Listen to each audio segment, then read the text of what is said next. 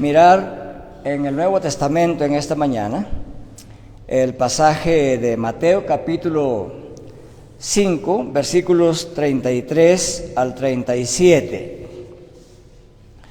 Quisiera aclararles que estamos continuando con nuestros estudios en Mateo y estamos ya ahora para meditar en el versículo 33 al 37 del capítulo 5.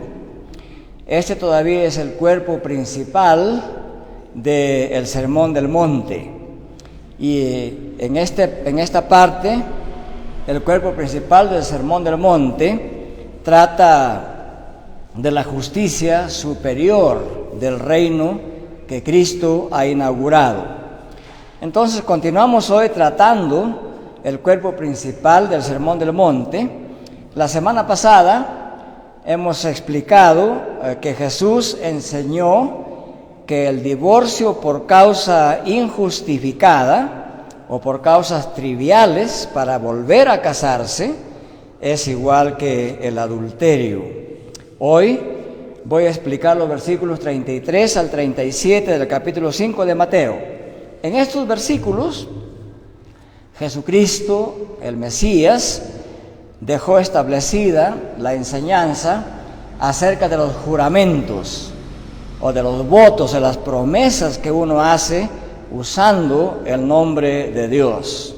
Vamos a leer entonces este pasaje en el cual Jesucristo dijo así: También habéis oído que se dijo a los antepasados: no cometerás perjurio, sino que cumplirás tus votos al Señor.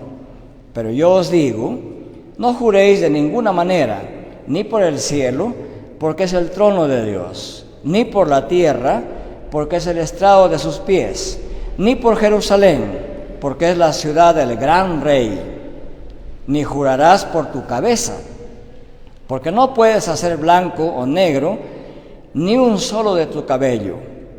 Antes bien, sea vuestra palabra sí, sí, o no, no. Y lo que es más de esto, procede del maligno. Amén. Que Dios bendiga la lectura de su palabra. Hay 4 cosas claras que debemos distinguir aquí. En primer lugar, este pasaje nos habla de la enseñanza recibida de los maestros de la ley en el tiempo de Jesús. El versículo 33 nos dice cómo era esta enseñanza recibida acerca de los juramentos. En segundo lugar, la primera parte del versículo 34 nos dice cuál es la nueva enseñanza dada por Jesús. Había una enseñanza recibida y ahora Jesús introduce una nueva enseñanza sobre los juramentos. Y a partir de la segunda parte del versículo 34 hasta el versículo 36, Jesucristo establece los fundamentos de su nueva enseñanza sobre los juramentos. Y finalmente, el versículo 37 nos cuenta o nos detalla el principio fundamental que Cristo estableció acerca de los juramentos. Quisiera dar un poco de contexto a esto, porque cuando se dice Jesús dio nueva enseñanza, podría darse a entender que todo el Antiguo Testamento queda de lado, y algunos así piensan, pero este no es el caso. En realidad, lo que Jesús enseñó estaba ya previsto por Dios. Cuando leemos esta profecía de Jeremías, en el libro de Jeremías, en el capítulo 33, versículos 31 al 34 de Jeremías, encontramos una profecía hacia el futuro que tenía muchísima importancia para el pueblo de Dios. En esa profecía Dios prometía que un día Él haría un nuevo pacto con su pueblo, y que este pacto no sería igual que el pacto que hizo en el monte Sinaí, y que sería diferente a todos los viejos pactos o antiguos pactos. La palabra pacto significa un tratado entre Dios y el pueblo de Dios. Esa es la idea de palabra pacto, es un tratado. La diferencia de este pacto o tratado en la Biblia con los tratados que hacemos a nivel humano está en lo siguiente: que en los tratados entre seres humanos o entre países o entre potencias o entre naciones, son tratados donde ambos concuerdan en algo. Pero los tratados que Dios hizo con su pueblo son tratados en los cuales Dios establece los términos de ese tratado. El pueblo no aportó ni una sugerencia sobre ese tratado. En eso está la distinción entre el pacto que hace Dios y los pactos que hacemos los seres humanos. Y hay muchos pactos en el mundo en la actualidad. Por ejemplo, ¿han escuchado ustedes del Pacto de San José? Es un tratado legal contra la pena de muerte. Y el Perú es signatario, o sea, firmó ese tratado, ese pacto. Entonces, por eso en el Perú se eliminó la pena de muerte. O sea, un pacto o un tratado entre naciones es bien serio, tiene que cumplirse. Mucho más el pacto que Dios dio con su pueblo. Entonces, en ese nuevo pacto que Dios haría, dice que habrían varias cosas nuevas. Primero, que Dios escribiría su ley en el corazón de los creyentes. Segundo, que nadie tenía que preguntar, enséñame la ley de Dios, porque estará escrita en los corazones.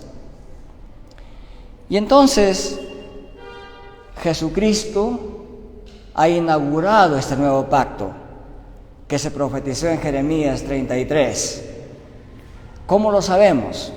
Cuando lleguemos a Mateo 26 vamos a explicar más esto, pero en Mateo 26 el Señor Jesucristo, la noche que iba a ser entregado, celebró la última cena pascual y al mismo tiempo inauguró la primera cena del Señor, o llamada Santa Cena también.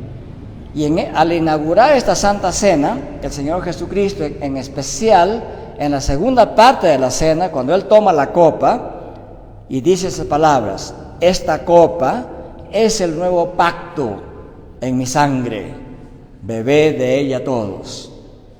Con bastante claridad, en ese momento, Jesucristo da por inaugurado este nuevo pacto que se prometió en Jeremías 33.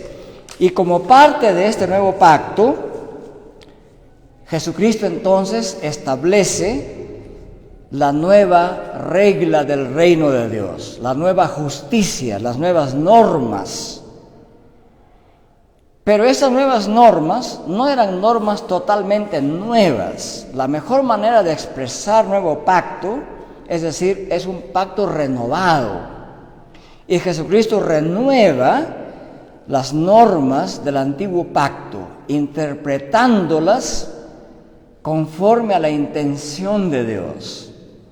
Si había una diferencia bien marcada entre la manera como interpretaban la ley los maestros judíos del tiempo de Jesús y Jesús, la diferencia era esta: que Jesús era el único que conocía exactamente la intención de Dios al dar sus leyes. Andando el tiempo, estas leyes habían sido bastante mal interpretadas por los maestros de la ley y Jesucristo corrigió esas interpretaciones o malas interpretaciones. Entonces veamos el versículo 33. En primer lugar, ¿cuál era la enseñanza recibida por el pueblo de Dios de parte de los maestros contemporáneos de Jesús? Y esta enseñanza recibida era así: no cometerás perjurio, sino que cumplirás tus votos al Señor. Esa era la primera parte de la enseñanza. ¿Qué significa cometer perjurio? Cometer perjurio significa que uno miente bajo juramento. Ustedes han escuchado que todos los acusados se presentan ante las cortes legales del Perú y antes de que les tomen una declaración, el juez los hace poner de pie y los hace jurar Los hace jurar que en toda declaración va a decir la verdad y nada más que la verdad. Ese es un juramento. Pero si esa persona jura, pero miente en ese juramento, eso se llama perjurio.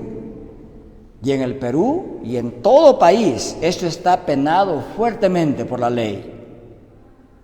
Entonces, lo que los maestros habían transmitido era este mandato, que nadie en el pueblo de Dios debe cometer perjurio, sino que debe cumplir un voto que ha jurado delante de Dios.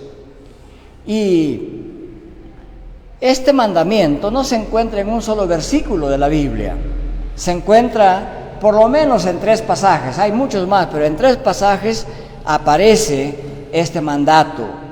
Este mandato es un buen resumen de estos pasajes. Hay un pasaje que dice así: y no juréis falsamente por mi nombre.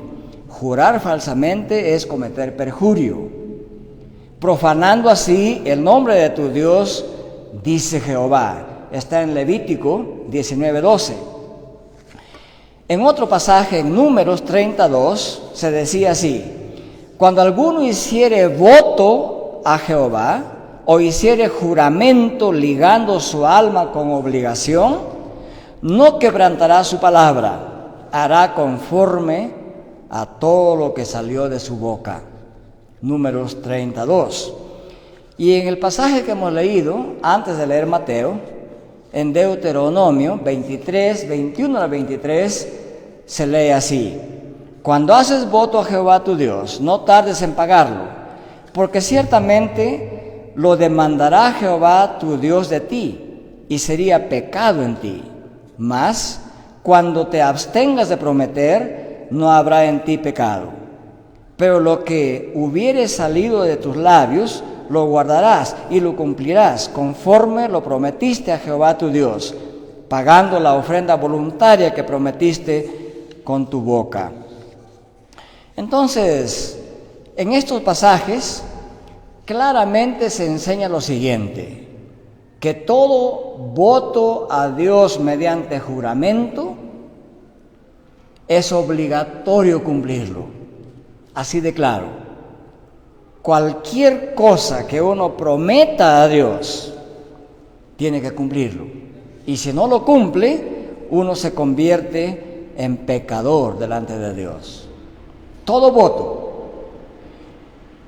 Y voy a tomar esta parte porque en nuestra congregación se practica hasta ahora.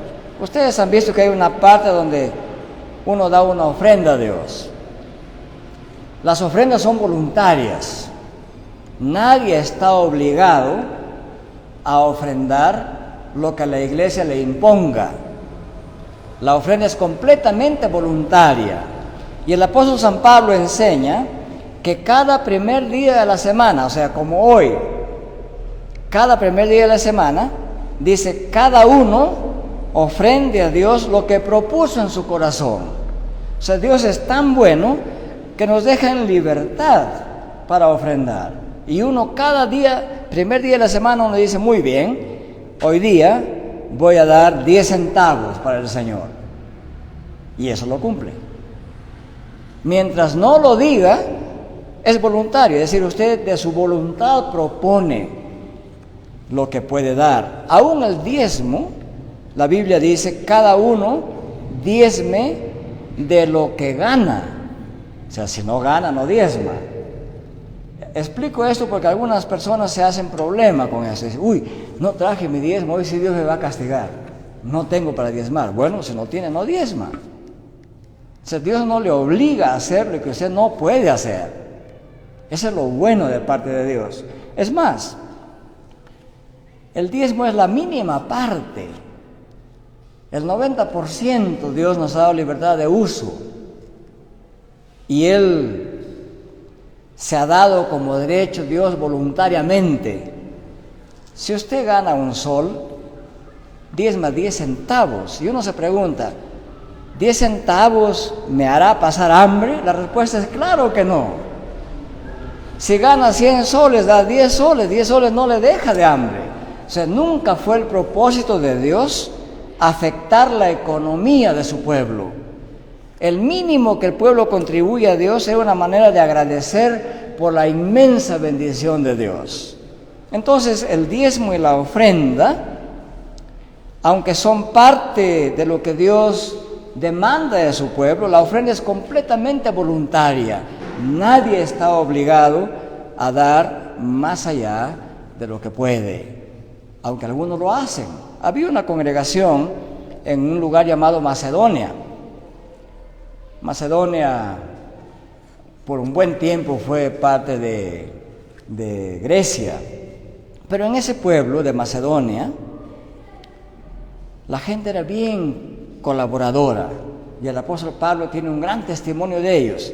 Dice que esta gente era extremadamente pobres en extremo, digamos, pero dieron más allá de sus fuerzas. Y en general, en el mundo de hoy, es así. Los que más contribuyen a los estados son los que menos tienen. Y en las iglesias es igual. Eso está bien estudiado. En todo el mundo, la gente que diezma son el 20% de la iglesia. Nada más. Es lamentable, pero esa es la realidad. Es más, en las iglesias de Cristo, los que más dan son los que menos tienen. Con razón, Jesucristo dijo una vez que para el rico es muy difícil entrar en el reino de Dios. Y Cristo dijo un dicho bien sarcástico: es más fácil que un camello pase por el ojo de una aguja que un rico entre en el reino de los cielos. ¿Por qué? Porque el gran tropiezo, la gran trampa, la gran traba para el rico es deshacerse de su riqueza.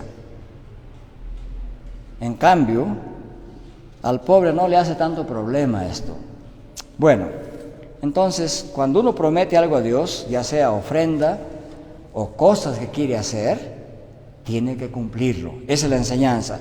Hasta aquí, la enseñanza de los escribas y fariseos era correcta. Estaba de acuerdo con la palabra de Dios. ¿Dónde estaba lo incorrecto de la enseñanza de los fariseos? Lo voy a explicar un poquito más adelante. Pero lo incorrecto que Jesús critica de ellos es la siguiente: ellos trataron de dar salidas a estas promesas para no cumplirlas.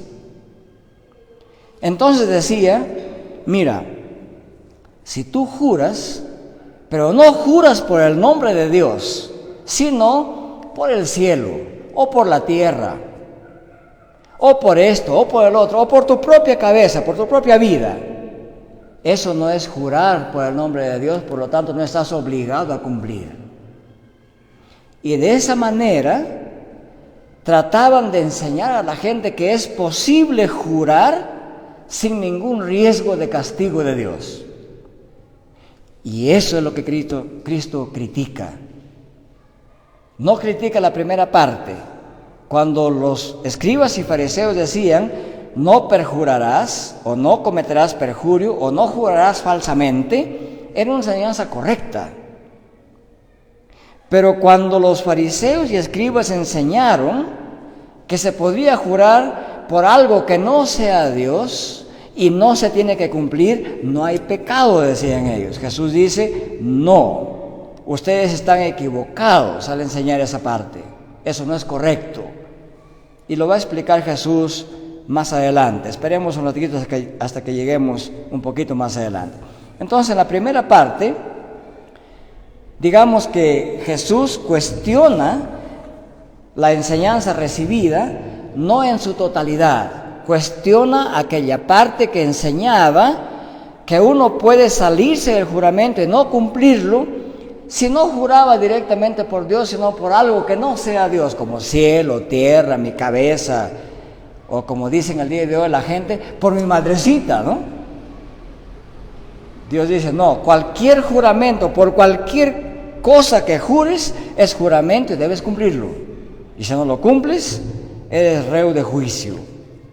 Segundo, el versículo 34, la primera parte. Pero yo os digo, dice Jesús, no juréis de ninguna manera. En otras palabras, de ninguno de los modos que ustedes están acostumbrados a jurar. Aclaro esto, ¿por qué? Porque muchos hermanos dicen que el creyente no debe jurar bajo ninguna circunstancia, en ningún momento, por nada. Pero esa es una enseñanza incorrecta. Porque miren ustedes, vayamos a Mateo 34, quiero mostrar esto claramente. Dice así, versículo 33, la segunda parte, no jurarás falsamente, sino que cumplirás tus votos al Señor. Pero yo os digo, no juraréis de ninguna manera. No hay punto seguido ahí, hay punto y coma. No juraréis de ninguna manera. Y luego explica Jesús, ni por el cielo, porque es el trono de Dios, ni por la tierra, porque es el estrado de sus pies, ni por Jerusalén, porque es la ciudad del gran rey, ni jurarás por tu cabeza, porque no puedes hacer blanco o negro ni un solo de tus cabellos. Ahí se completa esta oración del Señor. Entonces no podemos quedarnos en la parte que dice no juréis de ninguna manera y nada más. Él explica cuáles son los modos o las maneras en que no se debe jurar. Bien, entonces, quiere decir que Jesús prohíbe todo tipo de juramento solemne en el nombre de Dios y en todas circunstancias de las relaciones humanas. La respuesta es claro que no. ¿Y por qué decimos que no está prohibido jurar en todas circunstancias? Queremos decir que hay situaciones legítimas donde el creyente sí puede jurar en nombre de Dios. Vamos a mostrar algunos ejemplos de esto. Miren, la Biblia muestra que hubo juramentos legítimos de parte del pueblo de Dios, enseñados por Dios. Por ejemplo, Abraham juró ante el rey de Sodoma y ante el rey Abimelech para confirmar la veracidad de sus promesas. Esto fue un juramento de paz, que viviría en paz con estos reyes. Eso está claramente establecido en Génesis 14 y Génesis 21. El mismo Abraham requirió que su siervo, que fue enviado a buscar esposa para Isaac, jure delante de él. Y el siervo juró que buscaría una esposa de entre la familia de Abraham y no de otra. Isaac, el descendiente de Abraham, él también juró con Abimelech un juramento solemne de paz, que uno al otro tendrían paz y no tendrían guerras. Capítulo 26 de Génesis. Jacob también hizo juramento de paz con Labán. No sé si ustedes se acuerdan de su pasaje, pero es un juramento de paz en el nombre de Dios. Eso está claramente establecido en Génesis 31. Y Jacob, cuando ya estaba bien ancianito, para morir, llamó a José y le dijo: coge con tu mano mi muslo. Y puso las manos sobre su muslo. Le dice: tienes que jurarme por Dios que no me dejarás enterrado en Egipto, sino que cuando Dios los lleve a la tierra prometida, llevarás mis restos hacia la tierra prometida. Lo hizo jurar a José, y José juró, y lo cumplió también. Eso está escrito en Génesis capítulo 47 y en Génesis 50. En Génesis 50, José pide lo mismo. Y finalmente, en el Antiguo Testamento, Josué, junto con todos los príncipes de la congregación, juraron que no harían daño a los gabaonitas. Claro, los gabaonitas mintieron. Los israelitas creyeron. Josué creyó que lo que ellos decían era verdad. Ellos vinieron con zapatos viejos, rotos, ropas viejas, diciendo, tanto tiempo hemos estado aquí caminando, nosotros somos buena gente, vamos a respetar a ustedes. Júrame, Josué, que no nos harás daño. Porque ellos sabían que Josué estaba arrasando con todos los pueblos de Palestina. Y Josué les creyó. Él y todos los príncipes juraron ante los gabaonitas, hicieron un pacto de vida. Y ese pacto de vida fue cumplido y respetado por el pueblo de Dios. En suma, estos pasajes del Antiguo Testamento nos permiten entender que si hay circunstancias en que se puede jurar delante de Dios y por Dios. En segundo lugar, el mismo hecho que estos juramentos donde Abraham está involucrado, están prometidos para bendecir a Abraham y Dios mismo jura. Escuchen lo que dice, por ejemplo, este pasaje de Génesis 22, 16 al 18. Dios juró bendecir y multiplicar abundantemente a Abraham y también a Isaac. Con Abraham Dios jura en el monte de Moría, en el capítulo 22. Y también este mismo juramento Dios le repite a Isaac y a Jacob. Entonces podemos decir que no solamente Dios permitió que su pueblo y ciertos personajes juraran en su nombre, Dios mismo juró que va a dar la bendición y Dios lo ha cumplido. Dios prometió a David que le daría un trono bajo juramento y que había un descendiente de David que ocuparía el trono para siempre. Dios hizo eso bajo juramento y Dios lo ha cumplido. Jesucristo mismo es el cumplimiento de esa promesa de Dios. Y en Mateo 26, versículos 63 a 64, Jesús mismo declaró bajo juramento delante del procurador romano y también delante del sumo sacerdote que Él era el Mesías. Ante la corte más importante del mundo de aquel entonces, Jesús declaró bajo juramento que Él era el Mesías. ¿Eres tú el Hijo de Dios? Tú lo has dicho. ¿Eres tú el Rey de los judíos? Le pregunta a Pilato. Y Juan dice, sí, yo soy el Rey de los judíos. Para esto he venido, aunque mi reino no es de este mundo. Entonces, cuando algunos hermanos lamentablemente dicen que cuando Jesús dice en la primera parte de esta oración, mas yo os digo, no juréis de ninguna manera, ellos evitan de abrir su cerebro al resto de la oración de Jesús y dicen, aquí dice que de ninguna manera hay que jurar, pero ignoran el resto de la Escritura. Entonces todos estos pasajes nos dicen que hay circunstancias en que sí es legítimo jurar delante de Dios. Miren, el escritor de Hebreos, él mismo, en el capítulo 6 de Hebreos, el versículo 16, hace mención a este juramento de Abraham en el Antiguo Testamento. Dice, y Abraham con paciencia guardó este juramento y promesa de parte de Dios. Y luego, el escritor de Hebreos añade lo siguiente, que los hombres ciertamente juran por uno mayor que ellos, dice el escritor de Hebreos, y para ellos el fin de toda controversia es el juramento para confirmación. Un juramento se usaba para confirmar que lo que uno está diciendo es verdad y que lo que uno promete hacer ciertamente lo va a cumplir. Para eso se hace un juramento. Y el mismo escritor de Hebreos, en el capítulo 6, añade en los versículos 17 al 20, dice, por lo cual, queriendo Dios mostrar más abundantemente a los herederos de la promesa la inmutabilidad de su consejo, interpuso juramento,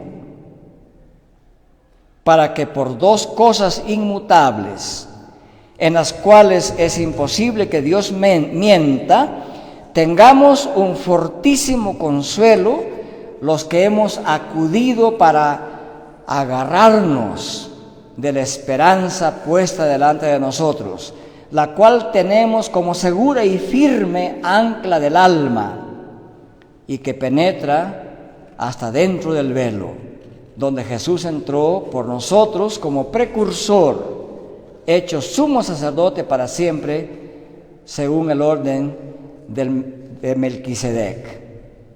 Entonces queda claro que el escritor de Hebreos afirma que hay juramentos que hacemos los seres humanos para confirmar lo que decimos y lo que prometemos hacer. Y Dios mismo juró y Dios lo cumplió. Y en cumplimiento del juramento de Dios, Cristo vino y es hecho sumo sacerdote nuestro.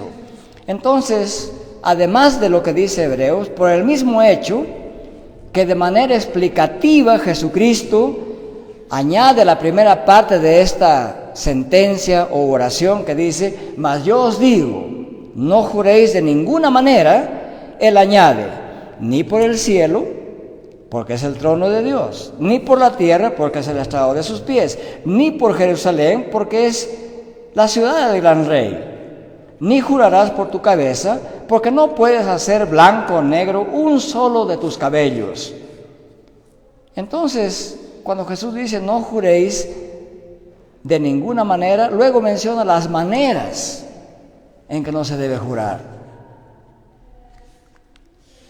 Entonces, Cristo prohíbe y condena los juramentos impertinentes, profanos y triviales, y que se hacen ya sea para mentir o a veces también para causar un orgulloso impacto en una conversación casual, ordinaria. A veces la gente está conversando algo y para que se vea bien y la gente lo admire y dice: y lo que voy a decir es tan cierto que lo hago por la crucecita no sé de qué. En el Perú se dice la cruz de Motupe, o en el norte peruano dicen por el cautivito de Ayabacoa. El cautivo de Ayabacoa es una imagen, es un ídolo que representa a Jesús según ellos. O juran por su mamá o por cualquier cosa. Y los judíos hacían algo similar: por el cielo, por la tierra, por mi cabeza, etc. Y Jesús dice: son maneras incorrectas de jurar.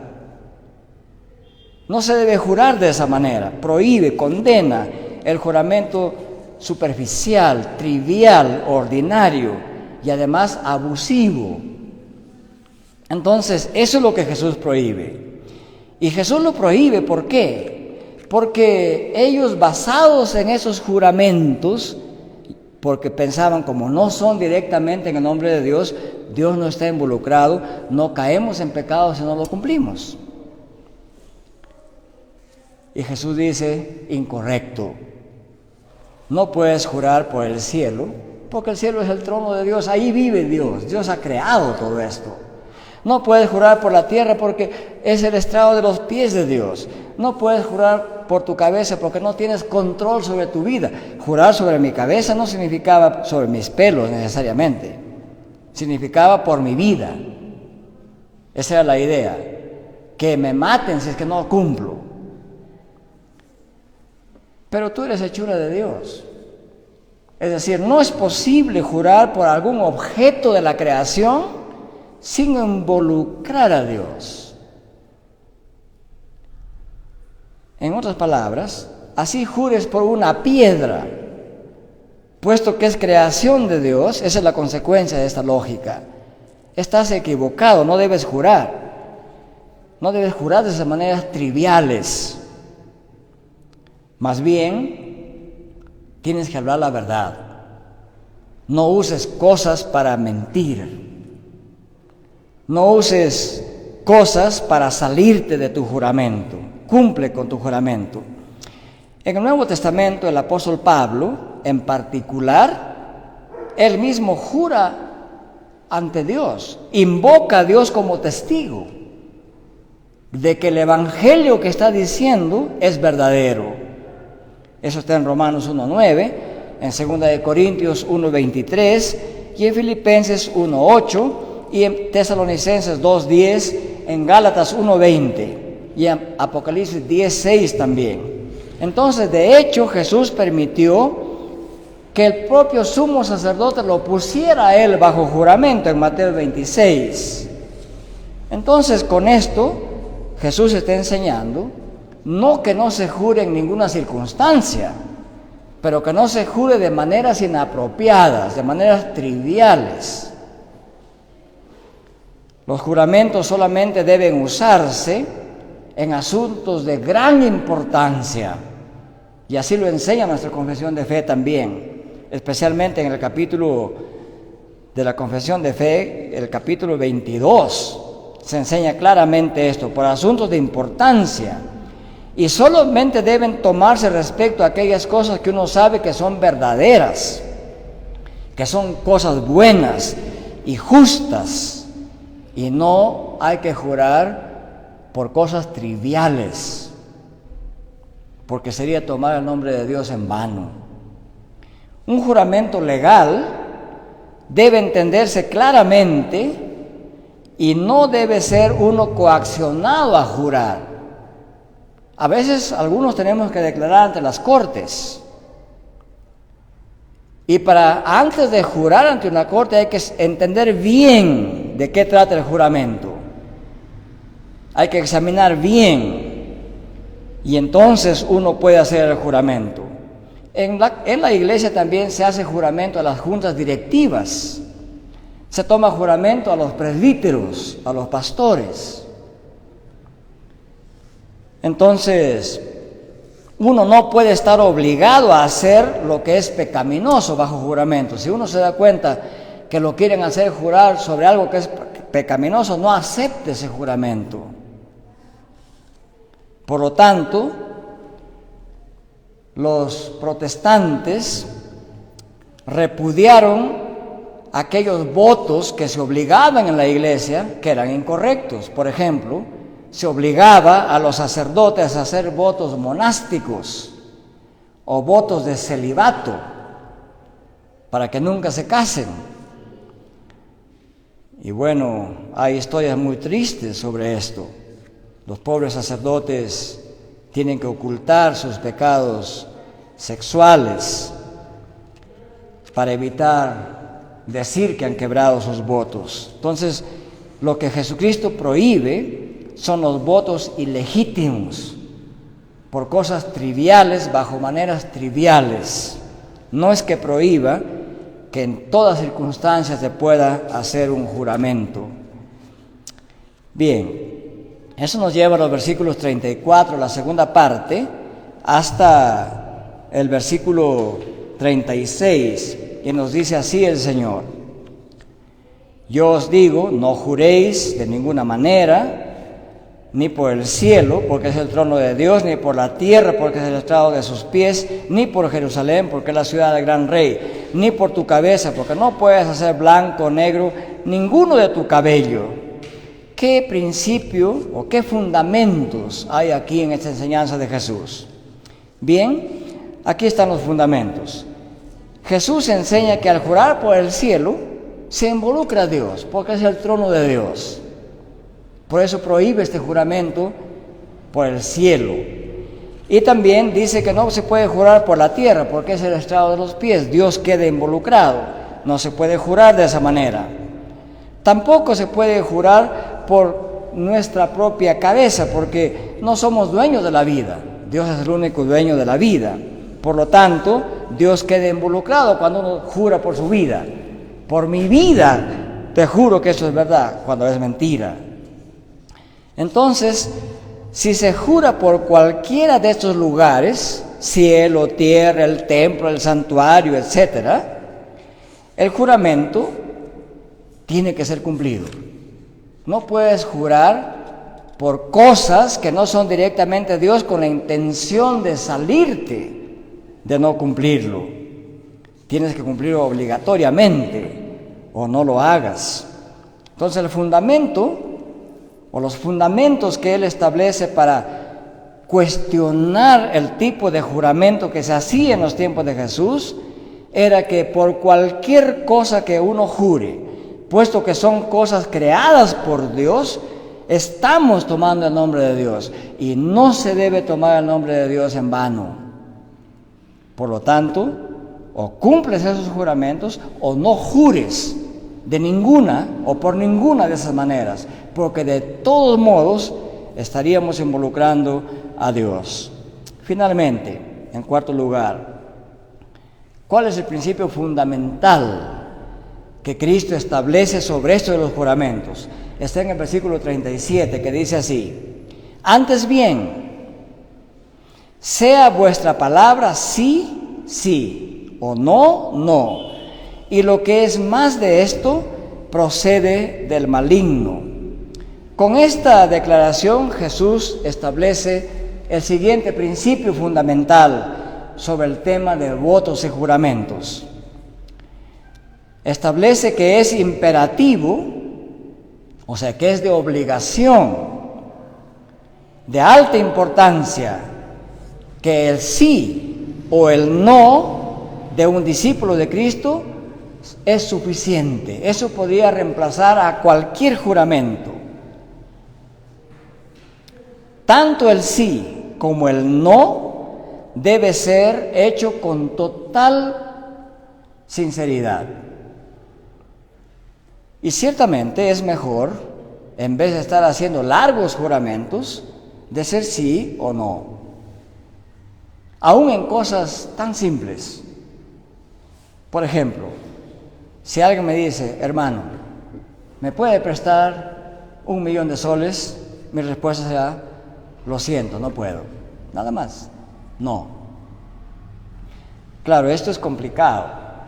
En las culturas donde hay bastante sagacidad en el uso del lenguaje y donde hay bastante adorno cultural de respeto en el lenguaje, decir un sí o decir un no podría parecer malcriado, ¿verdad? Y en general en el Perú, donde nuestra hipocresía es bien grande, nos gusta usar palabras de respeto, aunque en la práctica no se respete. Entonces, en el Perú, decir un sí o un no a secas suena feo, suena duro, suena falta de amabilidad. Si alguien me dice: pastor, ¿me puede visitar esta semana? Y le digo: no, esa persona se va a ofender. Tendría que decir ese no con cierta explicación. Tendría que decir: bueno, hermana, esta semana voy a estar aquí, allá, allá, no voy a poder, me va a disculpar a usted. Podemos arreglar otra fecha. En el fondo es un no, pero es un no con explicación, con la finalidad de no ofender a la otra persona. Entonces no está mal usar palabras de respeto si uno lo hace con sinceridad. Otros dicen sí a todo, aunque no lo puedan cumplir. Y después vienen los problemas, ¿verdad?, de conciencia, y hay que explicar a la persona por qué no pudo cumplir lo que había prometido. Entonces, con esta aclaración que Jesús hace, el principio es claro. El sí como el no deben decirse con total sinceridad, de modo que si la palabra es absolutamente fiable, ya no es necesario un juramento. Y eso pasa.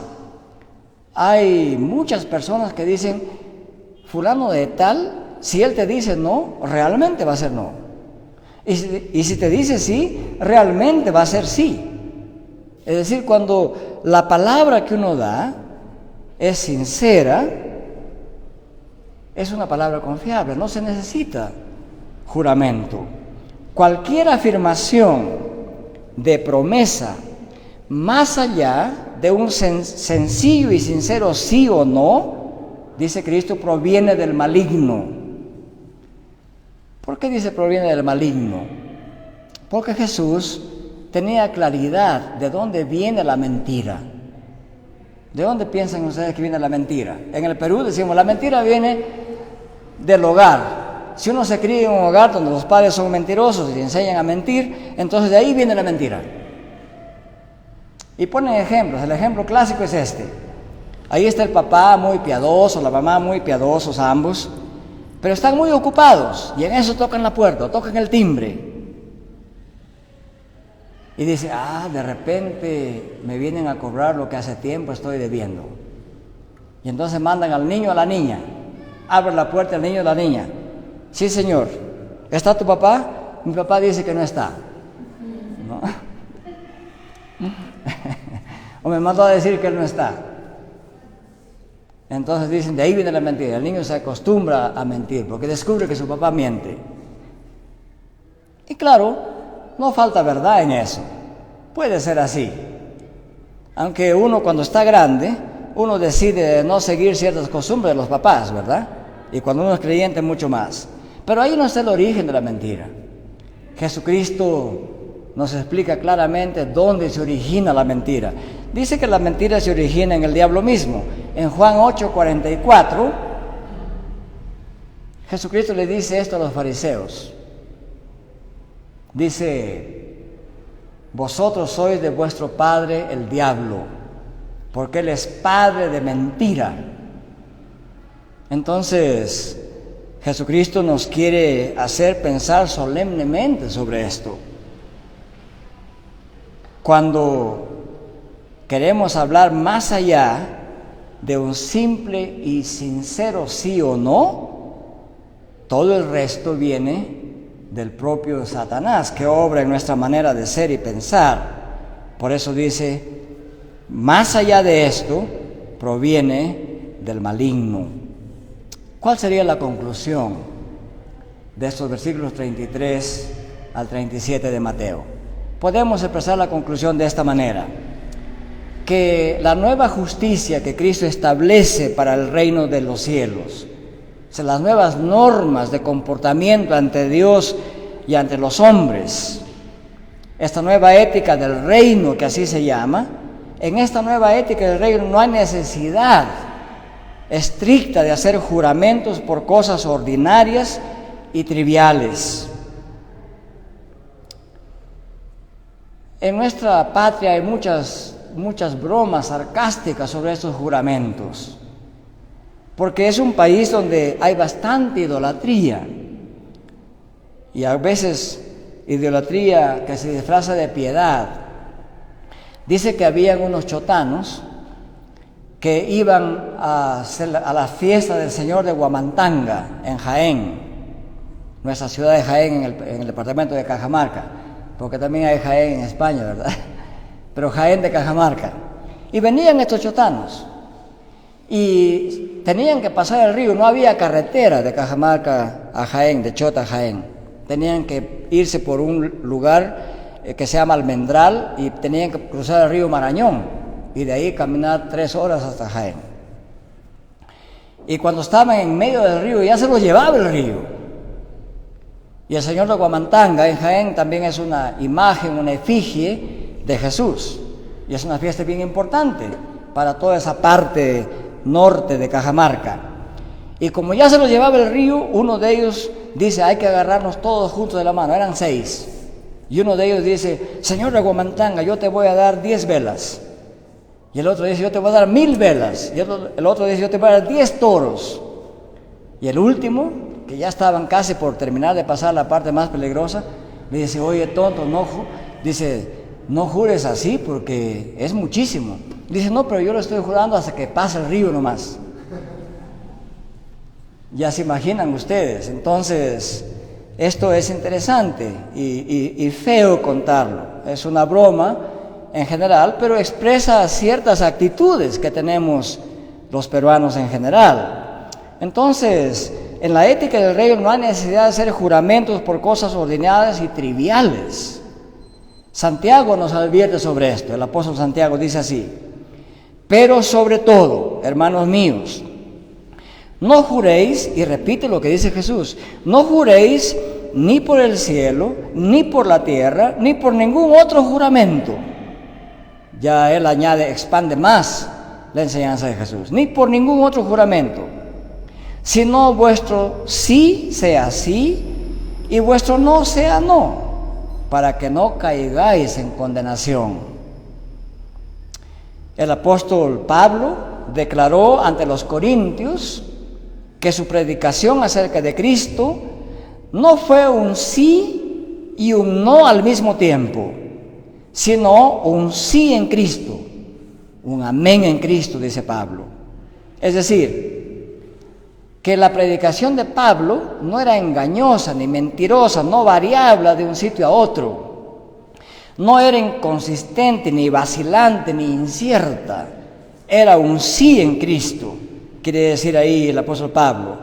Como Cristo es el mismo, ayer, hoy y por los siglos, recuerden Hebreos 13:8, entonces las declaraciones de su palabra y los compromisos de Cristo son inviolablemente e invariablemente los mismos, todo el tiempo, siempre. Todas las promesas de Dios en Cristo son verdad, son verdaderas y se cumplen y se cumplirán con fidelidad mediante Cristo mismo. Eso está en 2 de Corintios 1:15 al 22. Pueden leerlo con paciencia. Entonces, los cristianos solamente pueden jurar por asuntos de alta importancia y no por cualquier cosa trivial. Y deben hacerlo de manera sincera, con conocimiento de lo que se trata el juramento y con la intención firme de cumplir la promesa hecha. Si usted sabe que no puede cumplir, no tiene por qué jurar, no tiene por qué prometer. Dios no nos obliga a prometer, pero si usted promete, tiene que cumplirlo. Y si no lo cumple, cae bajo condenación. ¿Ha prohibido Jesús el juramento bajo toda circunstancia durante todo el tiempo? La respuesta es no. Solamente es legítimo jurar por cuestiones de alta importancia y no por cualquier cosa trivial. Y lo mejor que tiene que hacer un cristiano es evitar el jurar. Su palabra debe ser sí o debe ser no. Cualquier otra cosa, cualquier mentira, por más juramentos que le añada, no solamente sigue siendo mentira, sino que se hace reo de condenación de parte de Dios. Por eso Cristo dijo, no juréis de ninguna manera. Y añade, ni por el cielo, ni por la tierra, ni por el templo, ni por Jerusalén, ni por tu propia vida. Sea vuestro decir sí, sí, o no, no, porque toda cosa más allá de esto proviene del maligno. Que eso nos sirva, queridos hermanos, para que siempre hablemos la verdad y que nos ayude a no prometer ligeramente cosas, ni para otros ni para Dios. Siempre es mejor que antes de prometer algo, pensemos bien. Y lo digo así porque nos pasa constantemente. En cosas muy pequeñas, antes de prometer, examinemos bien nuestras agendas, el tiempo que tenemos, porque después tenemos que con vergüenza estar pidiendo disculpas, no voy a poder cumplir por esto, ¿no? Siempre es mejor examinar bien nuestra conciencia, el tiempo y todo antes de prometer, aún en cosas sencillas, porque el cristiano siempre debe aprender a decir sí cuando va a cumplir o no cuando no puede cumplir, no prometer, no comprometerse. ¿Significa eso que nunca debemos comprometernos? No, porque algunos también llevan esto al extremo y dicen, bueno, para no caer en ningún pecado, no digo sí, digo no a todo. Tampoco es correcto eso, porque eso estaría en contradicción con el mandamiento general de amar a nuestro prójimo como a Dios mismo o como a sí mismos, ¿verdad? Solamente la advertencia de Cristo es que examinemos bien en nuestra mente, corazón y conciencia, en nuestros quehaceres, antes de prometer algo y no cumplir. Que el Señor bendiga su palabra esta mañana y nos ayude a ser sinceros en todo lo que decimos y hacemos. Amén.